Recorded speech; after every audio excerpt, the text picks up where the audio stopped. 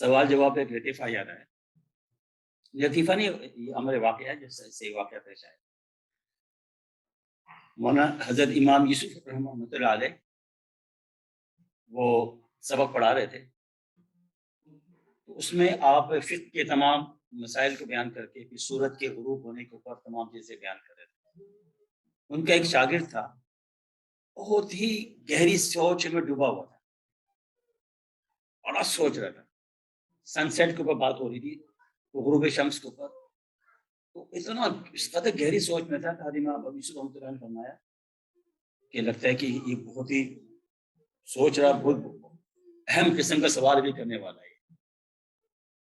तो फिर आपने कहा कि खैरियत तो है, आप इतना क्या सोच रहे हैं, तो क्या क्या सवाल आपके ज़हन में? तो उन्होंने जो सवाल किया वो ये किया कि हज़रत जो आप ग़ुरूब शम्स के बारे में इस तरीके से बात कर रहे हैं, मैं सोच ही रहा था अगर सूरज ग़ुरूब ही ना हो तो क्या होगा फिर? तो हज़रत ने फरमाया कि हाँ, तुम सोचते रहोगे। तो ग़ुरूब शम्स जो है ना, सूरज की ग़ुरूब नहीं होगा तो मग़रिब की नमाज़ की कहानी नहीं बनेगी। जी, इफ्तार का किस्सा पता नहीं कब बनेगा फिर। तो कभी-कभी बात शागिर्द जो है ना हमारे यहाँ, हमारे पढ़ाई के ज़माने में ऐसे होता था, बाज़ तालिब इल्म अजीब-गरीब किस्म के सवाल कर देते थे। उस्ताद जो है ना फिर ये कहते हैं, भाई तुम्हारा सवाल ना करना बेहतर होता है। लेकिन फिर कभी-कभी इनकरेज करते थे, सवाल करो, पूछो। क्योंकि सवाल जो है ना, अस्सवालु निस्फुल इल्म, आधा इल्म सवाल ही है। अब 2 चीज़ों को जब मिला लीजिए तो पूरा इल्म हो जाएगा। वो कैसे? एक तो ला अदरी है, टीचर से पूछे या आपसे पूछे, जवाब पूछे, भाई क्या सवाल पूछे कि इसका क्या जवाब है? आप जवाब दें ला अदरी, मुझे नहीं पता। इसको कहते हैं आधा इल्म है। ला अदरी, भाई I don't know, this is half knowledge. इनसिट of क्या आप रॉन्ग इन्फॉर्मेशन आप दें, कहते यार मुझे नहीं पता। ये आधा इल्म आपने ले लिया, और आधा इल्म आपको सवाल करने से। सवाल करने वाले ने सवाल कर दिया, आधा इल्म हो गया, जवाब देने वाले कहते मुझे नहीं पता। इल्म पूरा हो गया, कहानी खत्म। चलिए इंशाअल्लाह ताला आधा घंटे बयान करते हैं। अल्हम्दुलिल्लाह, अल्हम्दुलिल्लाहि व कफ़ा व सलामुन अला इबादिही अल्लज़ीना इस्तफ़ा, अम्मा बाद, फ़अऊज़ु बिल्लाहि मिनश शैतानिर रजीम, बिस्मिल्लाहिर रहमानिर रहीम। अल्लाहु यज्तबी इलैहि मन यशा व यहदी इलैहि मन युनीब। सदक़ल्लाहुल अज़ीम। आज का जो मौजू रखा गया है वो तसव्वुफ़ के सिलसिले में है। कुरान करीम की बहुत सारी आयत ऐसी हैं, अगर हम उनको तफसील के साथ देखें, उसमें तसव्वुफ़ की बहुत सारी चीज़ें उसके अंदर आती हैं।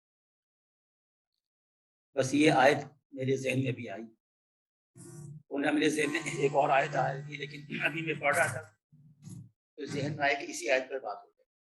वरना मक़ासिद बासत जो है बहुत इम्पोर्टेंट है, जिसके अंदर पूरा तसव्वुफ़ को बयान किया जाता है। लेकिन बहरहाल जो आयत अभी मैंने पढ़ी है, तो उसकी रोशनी में इंशाअल्लाह ताला कोशिश करते हैं कि गुफ्तगू की जाए। वो ये है कि अल्लाह ताला इरशाद फरमाते हैं कि मुनीबीना इलैहि, पहले फरमाया अल्लाह ताला ने अल्लाहु यज्तबी इलैहि मन यशा, दूसरा फरमाया वयहदी इलैहि मन युनीब।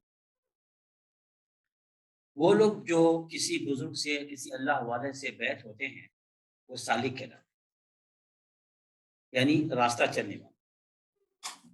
ये सुलूक जो तय करते हैं, कुछ दो तरह के लोग उसमें होते हैं। कुछ तो उनकी बातिन की जो सलाहियत जो है ना, बड़ी ज़बरदस्त होती है। थोड़ा-सा देते हैं, माशाअल्लाह बहुत तेज़ी के साथ आगे बढ़ता है। اس کو قرآن کریم نے بلد طیب سے اشارہ کیا ہے، والبلد الطیب یخرج نباتہ بإذن ربہ۔ زمین اچھی ہے، سیڈ ڈالا، اپنے تھوڑا سا کھاد ڈالا، ذرا سی محنت کی، بہت تیزی کے ساتھ جو ہے اپنے فروٹ کو سامنے لے آتا، بہترین قسم کا ٹاپ کوالٹی۔ اور بعض ایسے ہوتے ہیں، بعض زمین ایسی ہوتی ہے، کتنی ہی جان مال لے، کتنی محنت کر لے جی، اس کے باوجود دیکھیے گا بہت کم جو ہے آپ کو اپنے نباتات کو سامنے لاتا ہے، کیونکہ اندر صلاحیت کم ہے۔ تو سلوک کے راستے میں بھی ایسے ہوتا ہے کہ بعض لوگ بڑے باصلاحیت ہوتے ہیں، ذرا سی محنت پہ کہاں سے کہاں پہنچ جاتے ہیں، اور بعض لوگ ایسے ہوتے ہیں کہ ان کو بڑا ٹائم لگتا ہے۔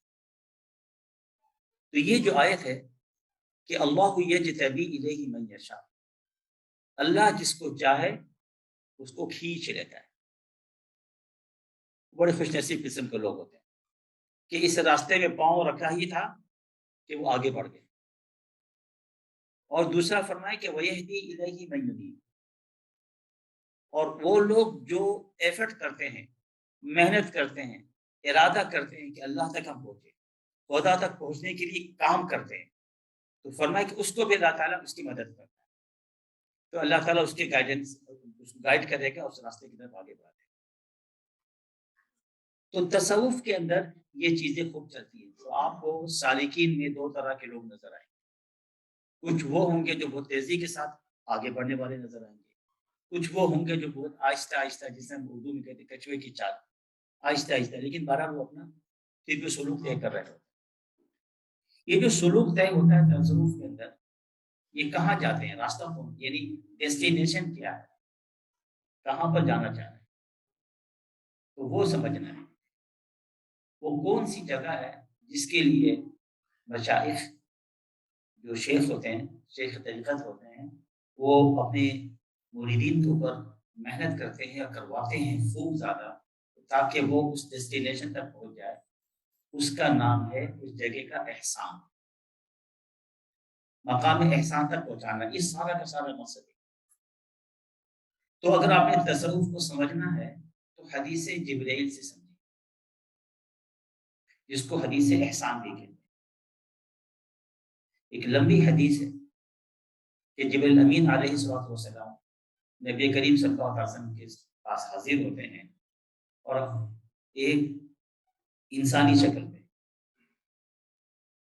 روایت یہ ہے کہ جب آپ آئے تو ایک انتہائی سفید کپڑے پہن کے آئے۔ عام طور پر مدینے میں کوئی آتا، باہر سے بندہ آتا، گرد غبار، چہرے سے پتہ کرتا ہے کہ بندہ مسافر ہے، باہر کا آ رہا ہے، لیکن ایسا بندہ آیا کہ مدینہ کا بھی نہیں ہے، بڑا صاف ستھرا کپڑا پہنا ہوا ہے، بالکل فریش ہے، آثار سفر دور دور تک نظر نہیں آ رہے۔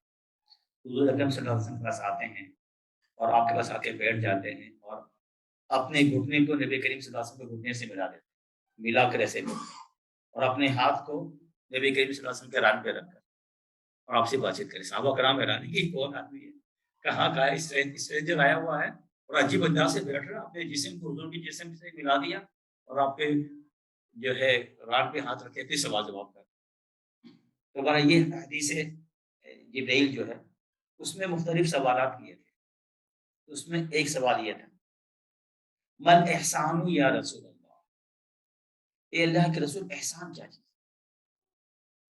تو آپ صلی اللہ علیہ وسلم فرمائے کہ احسان یہ ہے ان تعبد اللہ کأنک تراہ، یہ احسان ہے کہ تم اللہ کو یاد کرو، اس اللہ کی عبادت اس طریقے سے کرو کہ گویا کہ تم اللہ کو اپنے آنکھوں سے دیکھ رہے ہو۔ اگر کوئی شخص یہ کہے کہ تو بہت بڑی کیفیت ہے، ہم نماز پڑھ رہے ہیں اللہ کو اپنے آنکھوں سے دیکھ کے نماز پڑھ رہے ہیں، یہ کیفیت کہاں سے لے کر آئے؟ تو آپ صلی اللہ علیہ وسلم نے اعلیٰ سے میری تنزل، نیچے آپ نے دوسرا آپ نے فرما دیا ہوئی ہے، وَإِلَّمْ تَكُنْ تَرَاهُ، اگر تم اللہ کو نہ دیکھ سکو فَإِنَّهُ يَرَاكَ، تو تم کو دیکھ رہا ہے۔ ان دو کیفیات کے ساتھ آپ نے کیا کرنا، اپنی نماز پڑھنی۔ تو یہ ہے مقام احسان۔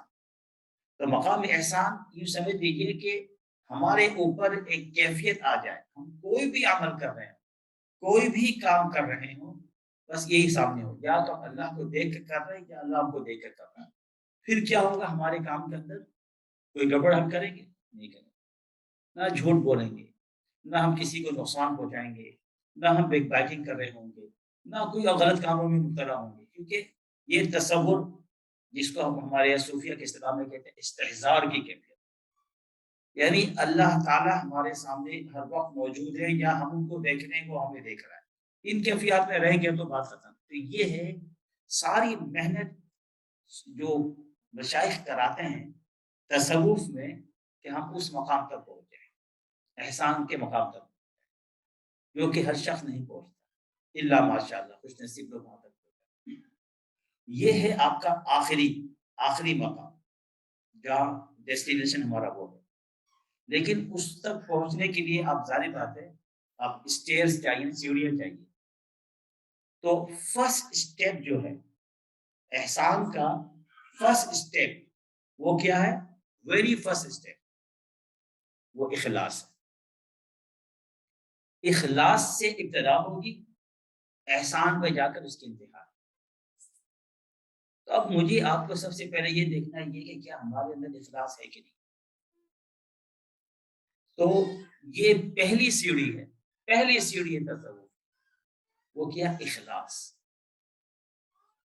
اس اخلاص کو حاصل کرنے کے لیے ظاہری بات ہے ہمیں کسی اللہ والے کے پاس جانا پڑے گا، اللہ کے نیک بندے کے پاس جانا پڑے گا، تاکہ یہ ہے کہ ہم اخلاص کا سبق سیکھ لیں، روحانی سبق، زبانی نہیں، روحانی سبق سیکھ لیں، اخلاص کہتے کس کو، تاکہ پھر اللہ ہمیں اس بزرگ سے، اس اللہ والے سے مطمئن کر دیتا ہے، تو ہم ان سے درخواست کریں گے۔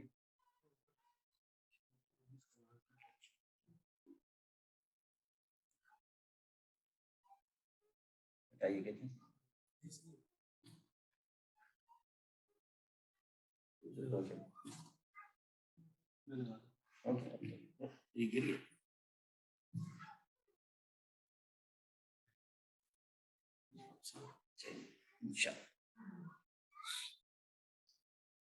تو ہمیں کسی اللہ کے نیک بندے کو تلاش کرنا چاہیے، جن کے پاس جائیں، جن کی صحبت اختیار کریں، اور جب ہمیں اطمینان ہو جائے کہ واقعی یہ اللہ کا نیک بندہ ہے، یہ ہمیں اخلاص سکھا دے گا، تو پھر ان کے ساتھ آپ جڑ جائیے، تعلق قائم کر لیجیے، تاکہ جو ہے آپ کو اخلاص کا سبق حاصل ہو۔ وہ یاد رکھیں کہ بعض لوگ کہتے ہیں کہ یار اخلاص کا ہم خود بھی حاصل کر لیں گے، ہمیں کیا ضرورت ہے کہ ہم کسی اللہ والے کو تلاش کریں، ہم اپنا علاج خود ہی کر لیں گے۔ دیکھیے کچھ چیزیں ایسی ہوتی ہیں کہ آدمی خود نہیں کر سکتا، ہم محتاج ہوتے ہیں کہ ہم کو کوئی اور کر کے کرے گا، کوئی اور بندہ یہ کام کرے گا، ہم خود نہیں کر سکتے۔ اس کو کہتے ہیں تزکیہ۔ عربی زبان میں ایک فعل ہوتا ہے، دو طرح کے فعل ہوتے ہیں، ورب جو ہے دو طرح کے ہوتے ہیں فعل، ایک فعل لازمی ہے، ایک فعل متعدی ہے۔ فعل لازمی وہ ہوتا ہے کہ ورب اینڈ سبجیکٹ دونوں جب دو مل جائے تو سینٹینس کمپلیٹ ہو جاتا ہے، there is no need to go to object، object میں جانے کی ضرورت نہیں پڑتی، فعل فاعل مل کے جملہ تمام ہو گیا۔ لیکن کچھ ایسے ہوتے ہیں ورب نیڈس سبجیکٹ تو چاہیے ورب کے لیے، دین آبجیکٹ چاہیے، مفعول چاہیے۔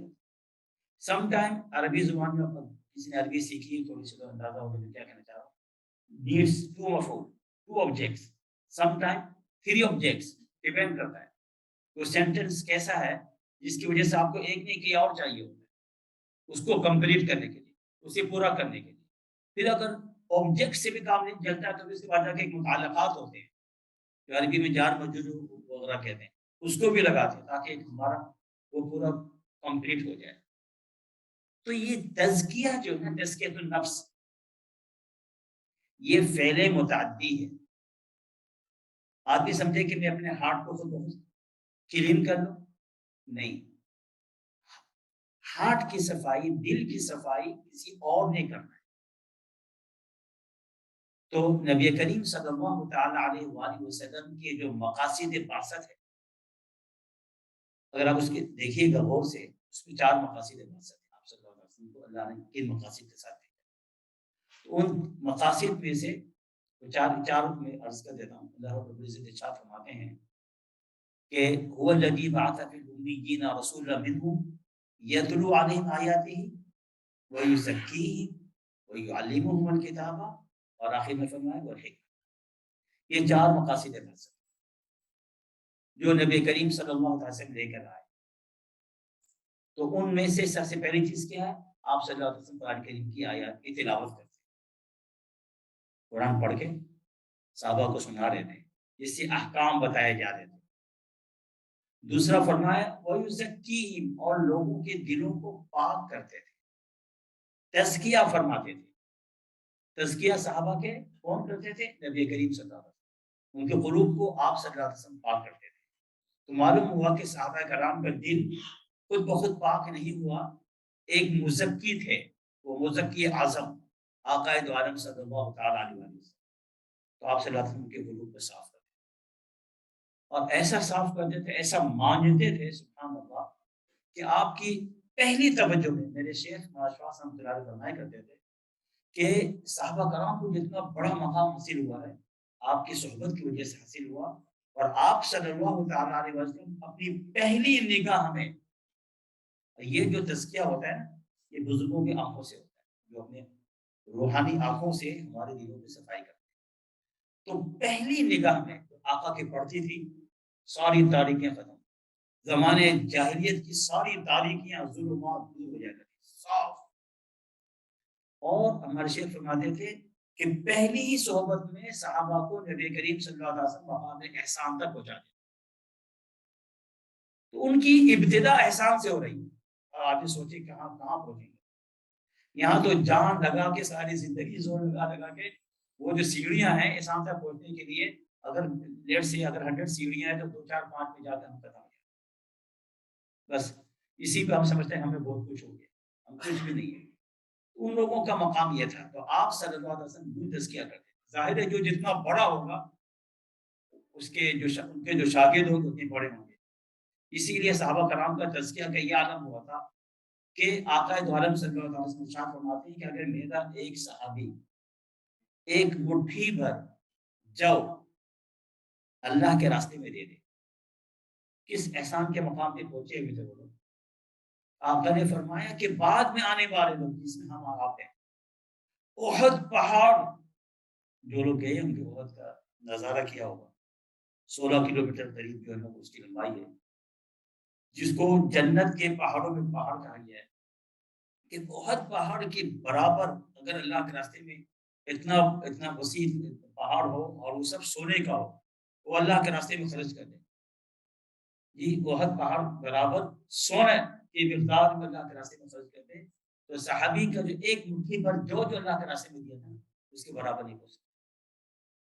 ان کا احسان کا کیا مقام ہم تصور ہی نہیں کر سکتے، یہ آپ صلی اللہ علیہ وسلم کی توفیق۔ تو بہرحال کہنے کا مقصد یہ ہے کہ یہ کام جو نبی کریم صلی اللہ علیہ وسلم کا تھا، یہ کام ظاہر بات ہے بند تو نہیں ہوا، یہ کام جاری ہے۔ تو چاروں مقاصد بعثت جو ہے نا اس امت میں جاری ہے، کام ہو رہے ہیں۔ تو علماء کرام کے 4 طبقے پیدا ہوئے۔ ایک طبقہ تلاوت آیات پہ لگ گیا، الحمدللہ آپ کے مشن کو پورا کر رہا ہے، آج بھی ہو رہا ہے، مدارس کھل چکے ہیں، تحفیظ قرآن کا، قرآن کے طریقے پڑھنے پڑھانے کا سارا سلسلہ سب اندر یہ تلاوت آیات کے کام ہے۔ دوسرا جو ہے وہ یزکیم جو ہے، یہ اچھا خاصا سلسلہ چلتا رہا، دوسرا مقاصد بعثت میں جو دوسرا مقصد ہے بعثت، اور جب تک امت اس تزکیہ نفس کے راستے پر رہی، یعنی روحانیت کے راستے پر رہی، بڑا کام ہوا، اسلام خوب پھیلا، اسلام ایون تو ابھی بھی خوب پھیل رہا ہے، لیکن وہ چیز جو ہونی چاہیے تھی آج ہمارے اندر ہو گئی۔ تو وہ جو سیکنڈ جو ہے نا، اس کا آج کے زمانے میں فقدان ہو۔ اس دوسرا جو مقصد بعثت ہے، اس کی اہمیت کو پیچھے جو ہمارے علماء کرام گزرے ہیں، بزرگان دین گزرے ہیں، چاہے عالم ہو یا غیر عالم ہو، ان لوگوں کو اس کی اہمیت کا پتہ ہے، اسی لیے کچھ بھی ہو اس راستے کو اپناتے تھے، کسی نہ کسی اللہ والے کو تلاش کرتے تھے، کسی بزرگ کو تلاش کرتے تھے، ان کے پاس جا کر بیٹھتے تھے، ان کی صحبت اختیار کرتے تھے، وہاں سے روحانی کمالات حاصل کرتے تھے، پھر اپنے گھروں میں اپنے علاقوں میں جا کر وہ کام کرتے تھے، وہ روحانیت کا، اس سے بڑا بڑا کام ہوا۔ لیکن جو ہم مادیت کی طرف آ رہے ہیں، کیونکہ روحانیت اور مادیت ایک دوسرے کے اپوزٹ ہیں. ہم جتنی مادیات میں بڑھتے جائیں گے تو روحانیت میں ہم پیچھے ہٹتے چلے جائیں گے. روحانیت میں آگے بڑھیں گے تو ہمارا ایمانی قوت آگے بڑھتا جائے گا. یہ مادیت، جو مادہ پرستی، جو دنیا پرستی جو ہے نا، اس کو ہم سائڈ میں کرتے چلے جائیں. لیکن چونکہ آج مادیت کا غلبہ ہو گیا، دنیا پرستی کا غلبہ ہو گیا، تو روحانیت کو ہم بھولتے جا رہے ہیں. اس ملک کے اندر، بلکہ دنیا میں جہاں کہیں اس کی ضرورت ہے، لیکن بلاد کفر کے اندر میں سمجھتا ہوں زیادہ ضرورت ہے. کیونکہ ہم یہاں پر آئے ہیں، شاید ہمارے ذہن میں دماغ میں یہ ہے کہ ہم اپنے فیوچر بہتر کریں، مستقبل بہتر کریں، 4 پیسے کما لیں، 4 پیسے اپنے گھر والوں کو بھیج دیں، 4 پیسے یہاں جمع ہو جائیں. ٹھیک ہے، اب معاش کے لیے آئے تو معاش کے لیے میں وہ نہیں کر رہا ہوں. معاش تو ایک ہماری ضروریات میں سے. ہمارے شیخ ماشاء صاحب رحمۃ اللہ علیہ، وہ عجیب ماشاءاللہ اسلام کے معاملات میں، تصوف کے تمام چیزوں میں سے بیلنس کرتے تھے. سبحان اللہ. قرآن شریف ایک آیت ہے سورہ بقرہ کی، اس میں یہ کہ لعلکم تتفکرون. اگر آپ دیکھیں گے اس کے اندر ایک آیت کی نشان سرکل بنا ہوا ہے، لیکن اس کے اوپر دیکھیے کہ لا بھی لکھا ہوا. آپ دیکھیں آیات میں کہ لا لکھا ہوا ہے، یعنی یہاں پر آپ سانس نہ توڑیں، آگے بڑھ جائیں. اس کے بعد ہے پھر دنیا والآخرہ. ہمارے حضرت رحمۃ اللہ علیہ کا عجیب مزاج تھا قرآن کریم کی آیات میں کہاں بریک لینی ہے، کہاں سانس توڑنا ہے. ان کا عجیب ٹیسٹ تھا. حضرت رحمۃ اللہ علیہ نے ہمیں یہ سکھایا کہ جب بھی یہ آیت کو تلاوت کرو تو لعلکم تتفکرون فی الدنیا والآخرہ، یہاں پہ جا کے سانس توڑو، سانس یہاں توڑو، تتفکرون پہ سانس نہ توڑو. اسی طریقے سے فرمایا کرتے تھے جب دعا کرو، اکثر لوگ ایون علماء کرام بھی علماء کو دیکھے دعا کرتے ہیں ربنا آتنا فی الدنیا حسنہ، سانس توڑ دیا، وفی الآخرۃ حسنہ، پھر آگے بڑھو. ہمارے حضرت کا ٹیسٹ کیا تھا؟ فرماتے تھے کہ نہیں ربنا آتنا فی الدنیا حسنہ پہ سانس نہ توڑو، وجہ سے ان ون بریتھ ایک ساتھ مانگو، دین دنیا دونوں کے بھلائی. یا اللہ دنیا میں بھی دے، سانس دے دیا اور معلوم ہے کہ یہیں پر ہی بیٹھے رہے، اے اللہ آخرت کی بھی بھلائی کر. شیخ فرماتے تھے اللہ سے یوں مانگو کہ اللہ ہمیں دین اور دنیا دونوں کے بھلائی عطا کر، پھر سانس دیجیے ایک ساتھ. تو لعلکم تتفکرون فی الدنیا والآخرہ، حضرت نے سکھایا ہمیں کہ تاکہ تم فکر کرو دنیا اور آخرت کے معاملے میں، یعنی فکر دنیا بھی پوری ہو تمہاری اور فکر آخرت بھی پوری ہو. یہ نہیں کہ تم دنیا کے فکر میں مست ہوگے آخرت کو بلا دیے، یا آخرت کے فکر میں مست ہوگے دنیا کو بلا دیے. اسی لیے ہمارے شیخ فرماتے تھے کہ کامل ولی وہ ہے، پرفیکٹ ولی اللہ وہ ہے جس کا فکر معاش اور فکر معاد دونوں ملا جائے. یہ کامل درجے کا، یہ بندہ کامل ہے. اگر فکر معاش کامل درجے کا ہوا، یعنی دنیا بنانے میں ماسٹر ہے، دین میں زیرو ہے، یہ کامیاب نہیں ہے. یا دین کے اوپر تو ماشاء اللہ زبردست، لیکن دنیا میں سب سے بے وقوف بندہ ہے، ہر ایک اس کو بے وقوف بناتے کرنا، تو پھر وہ کامل نہیں ہے. تو کامل یہ ہے دونوں کو ملانا. تو بات یہ ہے کہ تصوف کا جو سلسلہ ہے اس میں بھی ہم کو یہ دیکھنا ہے کہ ہم یہاں پر بے شک موجود ہیں، ہم نے دنیا بھی کمانی، بچوں کا پیٹ بھرنا ہے، فیملی کو بھی آفر کرنا ہے، سب کچھ ہے، لیکن ساتھ ساتھ دوسرا کام بھی کرنا. اگر ہم نے دوسرے کام کو نہیں کیا، اپنے نفس کی اصلاح نہیں کی، اپنے باطن کو پاک نہیں کیا، ہم یہی مادہ پرستی میں مبتلا رہے، ہم چلے گے دنیا سے، ہم آنے والی نسلوں کو کیا دے کر جائیں. 2 سے 3 جنریشن میں جانے کے بعد تو وہاں ان کو تو بچوں کو پتہ ہی نہیں ہوگا کہ بھائی یہ اللہ بھی کچھ ہوتا ہے، اللہ کو یاد کرنا بھی کوئی چیز ہے، سب چیزیں بھول جائیں. تو ہمارے یہاں پر اس ان طرح کے ممالک میں بڑی ذمہ داری بن جاتی ہے ہم اصلاح نفس کے لیے کوشش کریں. کہاں کون سی جگہ جہاں کہیں بھی آپ سمجھتے ہیں، اور اس کے لیے یہ بھی ہے کہ آپ کسی بزرگ کا پتہ چلتا ہے کہ وہ اللہ والے ہیں، وہ ان کا کام یہ ہے کہ آپ کو اللہ کی طرف لے کر جاتے ہیں، ان کی صحبت اختیار کیجیے، ان کے پاس جائیں، اٹھیں، بیٹھیں جی. اور بڑا سمپل سا مسئلہ ہے، لوگ کہتے ہیں کیسے پتہ چلے گا کہ بھائی اللہ والا ہے جو ہم اس کے بعد جائے اس سے کچھ ہمارا فائدہ ہو جائے. دیکھیے حدیث شریف میں ایک مثال دی گئی ہے، جلیس الصالح اور جلیس السوء. یہ پورا تصوف کا معاملہ بھی اسی سے سمجھنا ہے. آپ صلی اللہ علیہ وسلم نے جلیس الصالح کی مثال یہ دی ہے کہ جیسے ایک شخص کسی عطر فروش کی دکان پہ جاتا ہے، آپ کسی دکان پہ جاتے ہیں جو پرفیوم بیچتا ہے، آپ تھوڑی دیر وہاں جا کے بیٹھ جائیے، آپ لگائے نہیں بے شک اپنی باڈی میں، آپ تھوڑی دیر کے بعد وہاں سے چلے جائیے، آپ کا دماغ معطر ہوگا، بڑے فریش فیل کر رہے ہیں، حالانکہ یوز بھی نہیں کیا، کتنا اچھا اچھا محسوس کریں۔ فرمایا کہ یہ جلیس صالح کی مثال ہے، نیک لوگوں کی صحبت میں جا کے آپ بیٹھیے تو آپ کو اندر سے ایک اچھی خوشی محسوس ہو، آپ اللہ سے قریب ہوتے ہوئے محسوس کر رہے ہیں۔ اگر آپ کے باطن کے اندر ایسی چیز آ گئی کہ آپ اللہ سے قریب ہوتے ہوئے محسوس کر رہے ہیں، اس سے مطلب یہ کہ وہ اللہ کا نہیں کرتا ہے، اس صحبت کا اثر ہوتا ہے۔ اور جلیس سیئی کی کیا مثال دی ہے؟ جیسے کہ فیکٹری ہوتی ہے جو بنتی ہے جہاں پر، مثال کے طور پر جہاں پر جو ہر وقت جو ہے نا آگ کا کام ہو رہا ہے، لوہے کو پگھالا جا رہا ہے، ایک گندگی ہوتی ہے، بدبو ہوتی ہے، آپ تھوڑی دیر وہاں جائیے، آپ کوئی لیبر کا کام نہ کریں، تھوڑی دیر بیٹھ کے باہر نکلیں گے، سر میں درد ہو رہا ہے بدبو کی وجہ سے، کیا ہوا بھائی؟ دماغ پھٹا جا رہا ہے۔ تو صحبت کی مثال دی ہے کہ بری صحبت کا حال یہ ہوتا ہے، ہمارا باطن اندر سے اور گندا خراب ہو جاتا ہے۔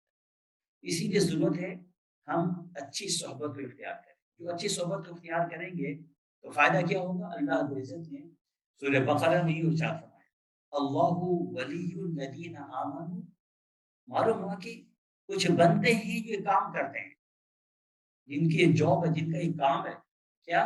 یخرجہم من الظلمات الی النور، جو لوگوں کو اندھیروں سے نکال کر نور کی طرف لے جاتے، لائٹ کی طرف لے جاتے۔ یہ جو صوفیاء کرام ہیں، یہ اللہ والے جو ہیں، ان کا کام یہی ہے، لوگوں کو اندھیروں سے نکالتے، تاریکیوں سے نکالتے ہیں، دلوں کے اندر جو تاریکیاں آتی ہیں، جو اندھیرے آتے ہیں، اس کو صاف کرتے ہیں، پھر وہاں پر نور آپ کے دلوں میں ڈالتے ہیں۔ کبھی اپنی توجہ سے بزرگ کی صحبت میں بیٹھیے، انشاءاللہ تعالیٰ اس سے فائدہ ہوگا۔ اسی طریقے سے وہ ذکر اذکار کرائیں گے، اس سے بھی کیا ہوگا؟ ہمارے اندر کی تاریکیاں دور ہوگی، ہم یہاں تک ہم اللہ سے قریب ہوتے چلے آئیں۔ تو تصوف کا جو مقصد ہے وہ یہ ہے، بہت سارے بزرگوں نے بہت سارے تصوف کے بتائے کہ بھئی وہ یہ اس کے کام ہوتے ہیں، چند ایک کا میں صرف ذکر کرتا ہوں۔ سب سے پہلا کام جو تصوف کے راستے میں کیا جاتا ہے، جو شیخ کرتا ہے اور اپنی مریدین پر جو محنت کرتا ہے، وہ یہ ہے کہ اللہ کی محبت آپ کے دل میں آئے، حب اللہ، اور پھر اس کے بعد جا کر وہ اپنی توجہ سے بھی آپ کے دل میں اللہ کی محبت ڈالے گا، ذکر اذکار کے ذریعے سے بھی ڈالے گا، اور اپنے بیان کے ذریعے سے بھی ڈالے گا، کہ اللہ کی محبت آ جائے۔ اور اللہ کی محبت فوق کل شیء، ہر چیز سے اوپر درجے کی چیز، ہر چیز سے، کیونکہ ہمارے شیخ فرمایا کرتے تھے کہ کل شیء یرجع الی اصلی، یرجع الی اصلی، ہر چیز اپنی اصل کی طرف لوٹتی ہے نیچرلی۔ چھوٹے بچوں کو دیکھیے گا، مجلس سے آپ جس سب بیٹھے ہوئے، آپ کا چھوٹا بچہ 2 سال کا آتا ہے، وہ کس کے پاس جا کے دوڑ لگائے؟ کسی انکل کے گود میں نہیں جائے گا، سیدھا اپنے ابا کے گود میں آ جائے گا، یا ماں کے پاس سینکڑوں عورتیں ہوں، اس نے کہاں جانا؟ سیدھا ماں کے پاس، کیونکہ ان کے اصل ماں باپ ہیں، تو وہیں دوڑ لگائے، اسی کے گود میں آنے کی کوشش کرے۔ تو ہم سب کی اصل باری تعالیٰ کی ذات ہے۔ حضرت فرماتے تھے کہ محبتوں کی اصل، حضرت سے مراد میرے شیخ مراد شاہ صاحب جن سے میں بیٹھ ہوا، میرے حضرت شیخ سے بیٹھ ہوا تھا 1975 میں، اس راستے میں اس زمانے سے چل رہا ہوں، سلوک چلیے رہا ہے۔ تو حضرت فرماتے تھے کہ محبتوں کی اصل باری تعالیٰ کی ذات، چنانچہ اگر اللہ تعالیٰ سے محبت ہو جائے تو ہم ہر چیز سے محبت کریں، اور ہر چیز سے محبت میں اخلاص ہو۔ ماں باپ کے ساتھ اگر محبت ہے، اگر اللہ کے ساتھ حقیقی محبت ہے، تو ماں باپ کے ساتھ اپنی اس محبت میں ہمارے اندر اخلاص ہو۔ دنیا نہیں کہ ابا سے محبت جتا رہے تاکہ کل کو ابا وراثت میں زیادہ میرے حصہ لکھ جائے، یا بل زیادہ لکھ جائے، یا مجھے سپورٹ کر دینا، نہ کوئی نہیں، کیونکہ باری تعالیٰ سے حقیقی محبت ہے نا، اب وہ ماں باپ کے مقام کو بھی سمجھے گا، اسی لحاظ سے محبت کرے، اخلاص کے ساتھ، کوئی اس کے اندر دنیا کا پرپس نہیں۔ اولاد سے محبت کرے گا اس لیے نہیں کرے گا بچے کو پڑھاؤ کراؤ اس لیے کراؤ تاکہ کل کو ہم پیش کریں، اس کو ہم انجینئر اور ڈاکٹر بنائیں گے، اس کے بعد جا کے ہم پیش کریں اولاد کے پیسے پہ بیٹھیں گے، نہیں ایسا کچھ نہیں۔ اللہ کے لیے اپنے اولاد سے محبت، کیونکہ اللہ سے حقیقی محبت ہے، خاندان والوں سے محبت ہے، کسی بھی انسان سے محبت ہے۔ ہمارے شیخ فرماتے تھے ایمان جانوروں سے بھی انسان محبت کرے گا، جانوروں کو نفرت سے نہیں دیکھے گا کہ وہ اللہ کی مخلوق، اللہ کی مخلوق۔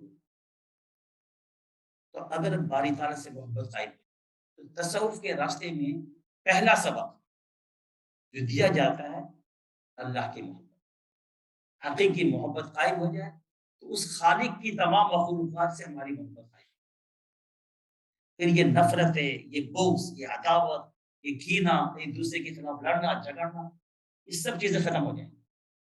کبھی بھی شیطان اگر ہم کو کوشش کرے گا کسی بھی مسلمان بھائی کے لیے یا کسی انسان کے خلاف بھڑکائے گا نا، فوراً خیال آئے گا کہ اللہ کی مخلوق، ایون کافروں کو نفرت کی نگاہ سے نہیں دیکھے گا کہ اللہ کے مخلوق ہے، بلکہ دعا کرے گا اللہ اس کو بھی اسلام کے طور یہ بھی جنت میں چلے، کسی سے نفرت کی کہانی ختم۔ تو تصوف کے اندر پہلا سبق یہ سکھایا جاتا ہے، بڑا مختصر سا میں سبق بتا رہا ہوں۔ تو پہلی چیز تو حب الہی، جب حب الہی آ جائے تو کام آسان ہو جائے۔ اس کے بعد جو دوسرا سبق تصوف کے راستے میں سکھایا جاتا ہے وہ ہے آپ کا اطاعت رسول۔ ظاہری بات ہے اللہ تعالیٰ کی جو سب سے محبوب ترین ہستی ہے وہ آقائد عالم حضرت نبی کریم صلی اللہ تعالیٰ علیہ وسلم۔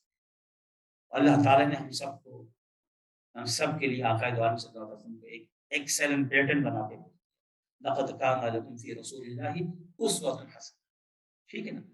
تو لہذا دوسرا سبق اس میں شیخ یہ کرتا ہے کہ اپنی زندگی کو نبی کے راستے کے مطابق۔ دیکھیے ہمارے یہاں بڑا مشہور جملہ آپ سنتے بھی ہوں گے، شریعت اور طریقت، بڑا سنا ہوگا کاموں میں، یہ تین دفعہ باتیں گئی ہوں گی، مگر وہ لوگ کچھ ایسے ہوتے ہیں جو شریعت کو لے کر اس کو ایک سائڈ پہ لے کر اس کو وہی لاک کر دیتے اور طریقت کو ہٹا دیتے۔ کچھ لوگ صرف طریقت کو لیتے ہیں اور شریعت کو ہٹا دیتے، تو بالکل جہالت کی بات۔ یہ دونوں ایک ہی چیزیں، دونوں کو ملانا ہے۔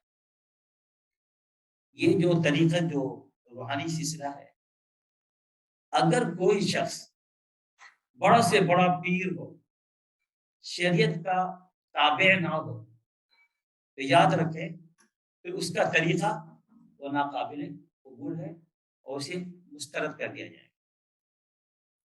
اگر ایک شخص ہے، جیسے ہمارے پاکستان میں پتا آپ کو جعلی پیروں کا 90 پہلے تو 90% کہتا تھا، والا معاف کرے 95% نمازیں وہ نہیں پڑھتے، شریعت پہ وہ نہیں چلتے، حلال حرام کا کوئی کچھ نہیں ہے، ساری پھٹی بازیاں ہو رہی ہیں، تمام گند مچا رہے ہو، اس کے بعد جا کر اور وہ دین کی بات بھی کر رہے ہو۔ شریعت عمل ہی نہیں ہے شریعت پہ، اگر شریعت پہ عمل نہیں ہے تو پھر وہ شخص پیر ہی نہیں ہے، وہ سیدھی سی بات ہے۔ ایک شخص حضرت جنید بغدادی رحمۃ اللہ علیہ کا نام سنا، اتنے بڑے آدمی، اتنے بڑے بزرگ، اتنے بڑے ولی، ہمارے ایک تصور ہوتا ہے نا کہ ولی اللہ وہ ہوتا ہے جو ہواؤں میں اڑ رہا ہو جی، اور وہ یہ کر رہا ہو وہ کر رہا ہو، یہ دماغ میں چڑھا ہوا ہوتا ہے، تو کرامات نظر آئے، یہ کرامات نظر آنے چاہیے۔ تو وہ شخص جو ہے حضرت کے پاس چلا گیا، تو حضرت کے پاس جا کر حضرت کی خدمت شروع کی۔ حضرت جنید بغدادی کتنا بڑا نام، امیر الطائفہ کہا جاتا ہے، تصوف کے گروپ کے لیڈر، امام، امیر۔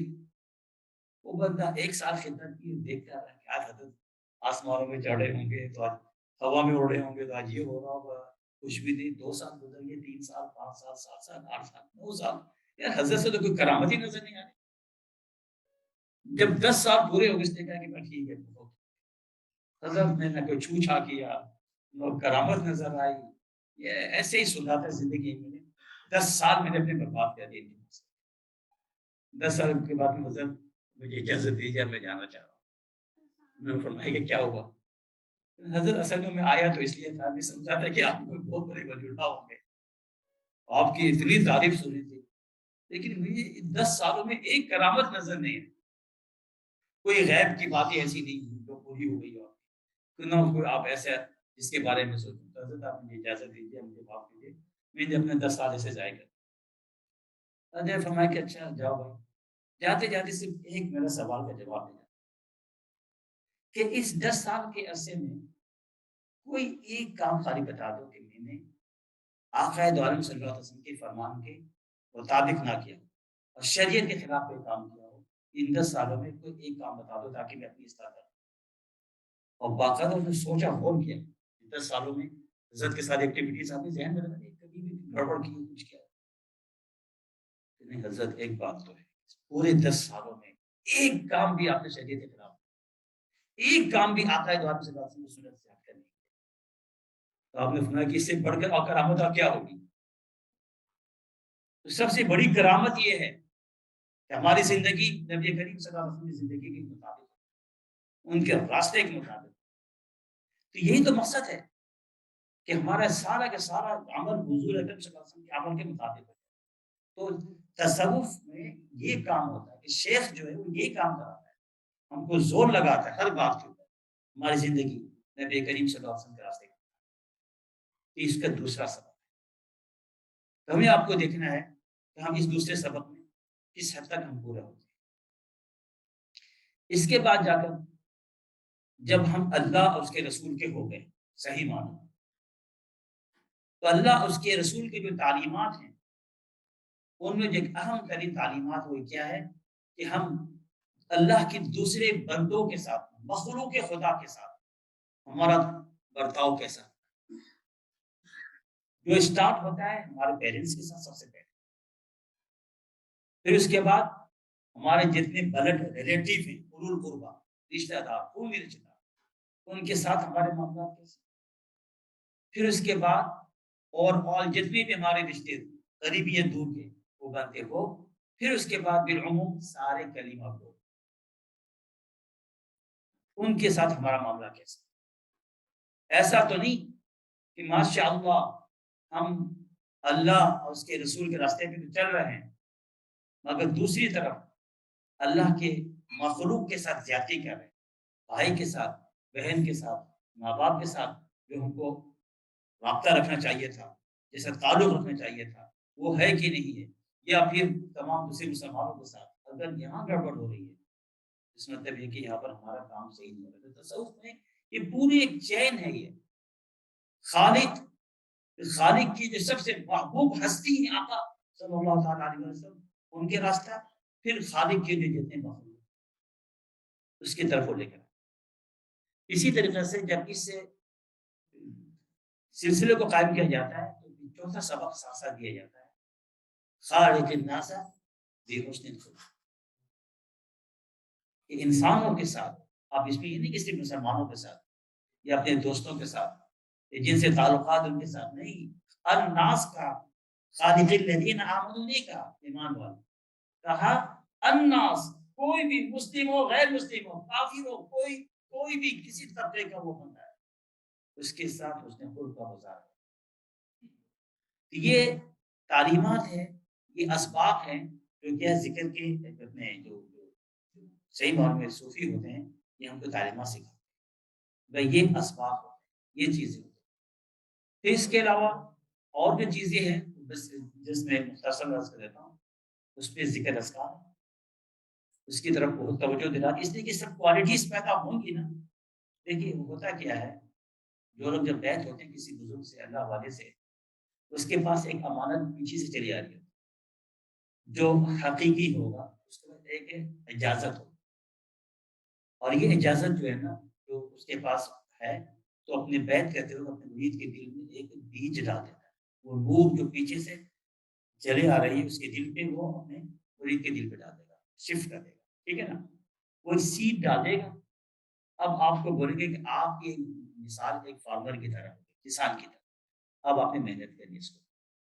اب جتنا محنت کریں گے اس کے اوپر جتنا پانی ڈالتے رہیں گے، اگر آپ فارمر ہیں سیڈز ڈالنے کے بعد اگر آپ محنت نہیں کریں گے تو پھل ملنا مشکل ہو سکتا ہے.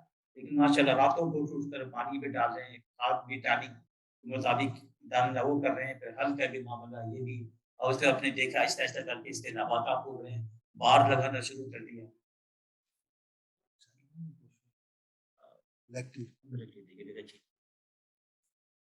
آپ سمجھے یہ سب چیزیں ہوگی. وہ جو سیڈ ڈالا گیا ایمان کا بیج تو اس پر پھر محنت کریں. اس کے لیے کیا ہوتا ہے شیخ ذکر بتاتا. تو آپ کیا کریں جو بھی آپ کو ذکر بتایا جا رہا ہے اس پہ عمل کرنا شروع کریں تاکہ اندر سے وہ جڑ مضبوط ہونا شروع ہو جائے. اللہ تعالیٰ نے اس کو مثال دے کے سمجھایا کہ اس کی مثال شجر طیبہ کی ہے. وَمَثَلُ كَلِمَةٍ طَيِّبَةٍ فرمایا کہ مثال کلمہ طیبہ کی ایسی ہے کَشَجَرَةٍ طَيِّبَةٍ اس شجر طیبہ بہترین عمدہ درخت کی مثال ہے کہ اصلها ثابت کہ جس کے جڑیں جو ہے نا خوب اندر روٹ اس کی زمین میں مضبوط ہو جاتی ہے. وَفَرْعُهَا فِي السَّمَاءِ اس کے برانچز آسمانوں تک پہنچتی ہیں. یہ تو ظاہری ہے. باطنی طور پر کیا ہے کہ اسی طرح ہوتا ہے کہ شیخ ایک بیج ڈالتا ہے اور آپ جتنا ذکر کرتے جائیں گے پہلے تو روح اندر مضبوط ہوتا چلے گا. پھر اس کے بعد کلمہ طیبہ یہ جو ذکر اذکار ہے بڑھاتے جائیے بڑھاتے جائیے بڑھاتے جائیے بڑھاتے جائیے. اور اس کے بعد جب ایک وقت ایسا آئے گا کہ ماشاءاللہ آسمانوں تک اس کے برانچز جو یہاں پر تھے آسمانوں تک پہنچے گا. وہ فرما تو ایک کام ذکر اللہ کا جو یہ سبق دیا جاتا ہے کہ جو بھی ذکر دیتے شیخ ہر ایک کا ذکر الگ ہوگا. کسی کو بہت زیادہ پیٹ کے اوپر ڈیپینڈ کرتا ہے. کوئی 4 روٹی کھانے والا کوئی آدھا روٹی کھانے والا کوئی کوارٹر کھانے والا ہے ڈیپینڈ کرتا ہے. تو وہ اس کے مطابق کسی کو بہت زیادہ ذکر دیں گے کسی کو بہت کم دیں گے. تو یہ کوئی جیلس ہونے کی ضرورت نہیں. حضرت نے اس کو سارا ذکر بتایا وہ جو صرف کہا کہ میں درود شریف استغفار پڑھوں. ہر ایک کی کیپیسٹی کے مطابق شیخ دے دیتا ہے. آپ کا کام کیا ہے محنت کرنا. آپ اپنے محنت کرتے جائیے. تو یہ کام جو ہے بتایا جاتا ہے. اس کے ساتھ ساتھ ایک سبق جو دیا جاتا ہے وہ درود شریف کہہ دیا جاتا ہے. یہ درود شریف کی کثرت ہے کیونکہ جتنا ہم درود شریف پڑھیں گے ہم نبی کریم صلی اللہ علیہ وسلم سے قریب ہوتے جائیں گے. اور سب سے بڑی بات یہ ہے درود شریف کا فائدہ کہ ہمارے نام کا چرچا ہمارا تذکرہ نبی کریم صلی اللہ علیہ وسلم بھی کرتے ہیں. ایچ ٹائم آپ درود شریف پڑھتے ہیں نبی کریم صلی اللہ علیہ وسلم باقاعدہ آپ کا نام لے کر جواب دیتے. کیا چاہیے اسی بڑی بات. بلکہ بعض بزرگوں نے لکھا ہے کہ نبی کریم صلی اللہ علیہ وسلم تو آپ کا اور آپ کے والد کا نام لے کر جو ہے نا جواب دیتے ہیں فلاں ابن فلاں. تو ان بزرگ نے لکھا ہے کہ اگر کسی شخص کو اپنے باپ سے محبت ہو بہت زیادہ اتنے ہی درود شریف پڑھیے کہ حضور کے نام کی زبان مبارک میں آپ کے والد کا نام فلاں ابن فلاں. سبحان اللہ. تو یہ ایک تعلق ہے جو نبی کریم صلی اللہ علیہ وسلم سے قائم ہو جاتا ہے درود شریف کے ذریعے سے. تو بہرحال میں ٹائم دیکھ رہا ہوں تو مختصر سا یہ میں نے تصوف کا تذکرہ کر دیا ہے. تو بہرحال کوشش کریں کہ ایسے اچھی مجلس میں آئیے. ماشاء اللہ جب میں یہاں آیا ہوں کار پارک میں دیکھا تزکیہ فاؤنڈیشن بڑی طبیعت خوش ہو گئی نام دیکھ کر. اس ملک کے اندر بھی یہ نام لیا جا رہا ہے. بھائی بات یہ کہ روحانیت اصل چیز ہے اس کو لے لیں ورنہ یہ خالی. اب دیکھیے یہ جسم میں روح ہے نا اگر نکل جائے اچانک یہ مٹی کا پتلا ہے کچھ بھی نہیں ہے. لہذا اس پر محنت کیجیے اس روحانیت پہ محنت کیجیے. بس ایک آخری آیت پڑھ کے پھر جو ہے بات ختم کرتے ہیں. سورہ بنی اسرائیل کی ایک آیت بڑی عجیب ہے. کبھی آپ غور کریں نا تو آپ نہیں کہتے کہ سبحان اللہ. اللہ تعالیٰ فرماتے ہیں قل اے نبی کہہ دیجیے کل یعمل علی شاکلتہ. ہر بندہ عمل کرتا ہے اس کے اپنے شاکلہ کے مطابق. شاکلہ اردو شکل جانتے ہیں صورت پکچر شاکلہ. تو میرے اندر میری ایک شاکلہ ہے آپ کے اندر بھی آپ کی شاکلہ ہے. ہر ایک کا چھوٹا بڑا کوئی بھی اس کی ایک شاکلہ موجود ہے اور بندہ اکارڈنگلی عمل کرتا ہے. کسی کی شاکلہ اچھا عمدہ ہو جائے تو کام ہو گیا خود بخود اچھا کام کرے گا. اسی لیے حضرت شیخ الہند رحمۃ اللہ علیہ تو یہ فرمایا کہ تزکیہ نام ہے خیالات کی صفائی کا بڑا چھوٹا سا جملہ ہے. تو یعنی ہمارے خیالات اچھے ہو جائیں گے, فکریں اچھے ہو جائیں گے, سوچیں اچھے ہو جائیں گی خود بخود. جب فکریں صحیح ہو جائیں, سوچیں صحیح ہو جائیں, تو مسئلہ ہر کام جو کریں گے ہم صحیح کریں گے, غلط کام نہیں کریں گے. اور دوسری بات جو میرے شیخ فرماتے تھے, اس میں ایڈ کر دوں, جو بھی اسی سلسلے کا ہوں, رحمہ اللہ تعالیٰ, فرماتے تھے کہ تزکیہ کا فائدہ یہ ہے کہ آپ کو نیت کرنے کی بھی ضرورت نہیں ہے, کہ آپ کا قلب ایسا نیکیوں کی طرف راغب ہو جائے گا کہ جو بھی کام کریں گے نا وہ خود بخود اخلاص سے کر رہے ہیں. ہوتا ہے کبھی یار میں اب میں جو $2 دے رہا ہوں, $100 دے رہا ہوں, یا میں اتنی نماز پڑھ رہا ہوں, تو اگر میں نیت کروں میں نہیں, وہ اس کی حضرت کا جملہ ذرا مشکل سے ہوتا تھا, لیکن میں سنا ہو سکتا ہے اتنی اردو آپ سمجھتے. فرماتے تھے کہ اس کی فطرت ثانیہ بن جائے گی, نیکیاں اس کی فطرت ثانیہ بن جائیں گی. سمجھ گئے حضرت فرماتے تھے کہ یہ ہماری نیچر بن جائے گی, اس کے اندر ہم کو یعنی نیت کرنے کی ضرورت نہیں پڑے گی. ہر کام اللہ کے لیے, ہر کام اللہ کے, جو بھی کرے اللہ کے, کوئی دکھلاوا نہیں, کوئی ریاکاری نہیں, کوئی نہیں, بس اللہ ہی اللہ. اس کی ایک اور لفظ عادت ثانیہ بن جائے گی, سیکنڈ نیچر ہو جائے گی. تو اللہ تعالیٰ مجھے آپ ہم سب کو جو ہے اس راستے کی طرف لگائے. اللہ تعالیٰ ہمارے دلوں کو پاک کر دے, جو سب سے بڑی چیز, دل صاف ہو جائے, تزکیہ ہو جائے. ہمارے مولانا فرمایا کرتے تھے, مولانا کہ جنت میں داخلہ بلا شبہ ایمان پہ موقوف ہے, لیکن جہنم سے بچاؤ, کیونکہ جہنم میں بہت سارے مسلمان جائیں گے, گناہوں کی صفائی ہوگی, دین جائے گی جنت میں. فرماتے تھے کہ بندہ چاہتا ہے کہ جہنم کو دیکھے بھی نہیں اور دخول اولی ڈائریکٹ جنت میں چلے جائے, تو فرمایا کرتے تھے کہ وہ تزکیہ پہ, وہ تزکیہ کے بعد تو تزکیہ ہو جائے تو انشاءاللہ تعالیٰ دخول اولی ہے, یعنی ڈائریکٹ انشاءاللہ جنت. اللہ تعالیٰ مجھے آپ کو ہم سب کو جو ہے جنتی بنا دے اور جنت میں داخل کر دے, آمین. ذکر کے بعد دعا کریں. ٹھیک.